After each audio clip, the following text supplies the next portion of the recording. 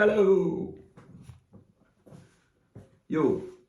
So here we are in this little cage of mine of Brother Lies, if you don't know my stage name, let's call it so. So as I said, here we are in this podcast form, let's say, to introduce, I don't know, something about my aspirations and I plan on specifying things about all the subcultures that brought me here, brought me to this fucking place to speak directly to you. But, as you know, life is fucking short, and we don't have time to talk about nothing so much. So, let's get to the start. I've always been a fan of everything which was hidden, which was mysterious and obnoxious in some ways. I've always been a fan of the dark, as you would say, and as I know you are too. And obviously, while I was growing up, metal music in particular was the only refuge I had against all the shit of this fucking world, against waking up every day for nothing, against having to do things to achieve a lot of things you never even thought about. So that was the first impact on my life. And by the time I was listening mainly to Slipknot, Sepultura, Korn, Pantera, this kind of bands. Yeah, a lot of Kitty, Deftones. Was discovering stoner rock and metal, doom metal, obviously. With time, black and death metal, all their variations, their infinite variations. But I came from, let's say I came from rap, but before rap was reggae, and before reggae there were a lot of other things. Let's say I came from rap, which was the, let's call it, counterculture of our teens, of us who were born in the 90s of the last century. So it was already feeling like stiff at the time. You know, in the first 2010s, you had all these mumble rappers, which in turn became mumble trappers in the 2020s. And I was, I think, 15, 16, 17, and the most part of them I simply chose to ban because they really didn't communicate anything to me, nor to anybody I knew. Anything, I mean, meaningful to bring back to you, with you, to your home. And that was like spitting in the loop, nothing more, nothing less. And then I discovered all this world around, which was based obviously in the introductory phases. It was all about meditation, getting high, altered states of consciousness, and you know, how could have I discovered stoner rock otherwise? But it's impregnated in a manner, in a fashion which was unique unique not only to the music but to the aesthetics, to to the message it brought. The message I thought it brought to me personally was to keep on fighting, look uh, to look farther away from our own personal cages, yeah, scream out that rage to somebody, yeah, just have a fight with someone and nothing. Exploit and explore. That was it.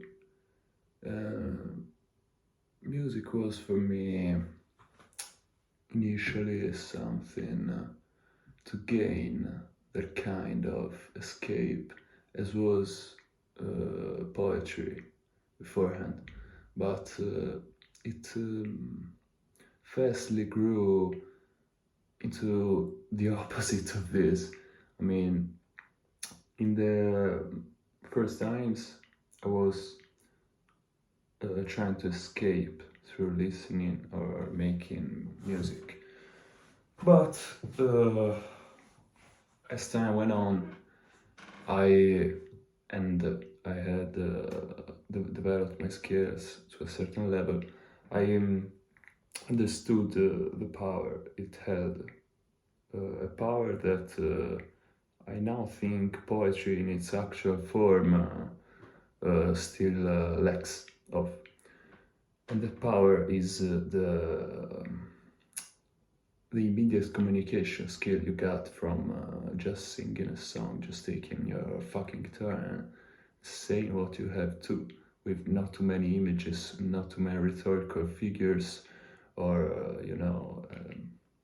anything. Just sit there and sing. That was all. It was surely self-therapeutic means, but I always had in mind something bigger, something greater for the world, which I never had a chance to give a name to, although I tried all my life. So this place from which we're starting is a place of how would you call it? It's a place of disillusion and wonder, a lot of questions unsolved. But those were all questions that would have anyway not existed, and maybe nothing would have changed, you know. But yeah, yeah. After the last 3 years that I spent investigating on mushrooms, LSD, Datura, and all of these things, and I've been addicted to fucking booze. Now I'm not. I'm drinking, yeah, but I'm not addicted anymore since a long time. Benzos, which I'm still addicted to. Opiates, weed is weed. You'll never get me off weed. I just found nothing. Or you may say I found a lot of things that just didn't take me anywhere. So here I was, back to where I've always been. And I was left with the same things I already had. So, nothing. I came to the realization that this whole life is a fucking joke. And so, why not? Why not live of what you really got? Why not try to thrive on what you have always and I say always, had in mind and in the heart, because you know, it's simple to say, oh yeah, I have to eat and poop, I have to pay my taxes, so I will take this 9 to 5 job, and that's okay. It's okay, yeah.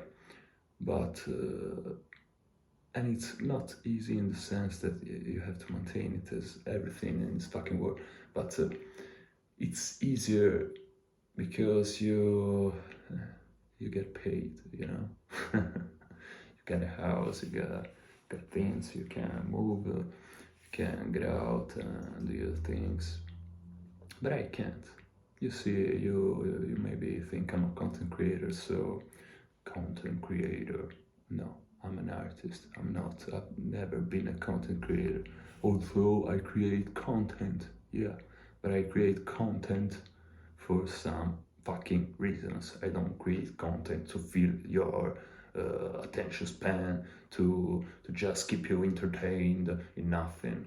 I'm always trying to tell something about what I see, what I think, what happens around me and in the world in general. So that's it.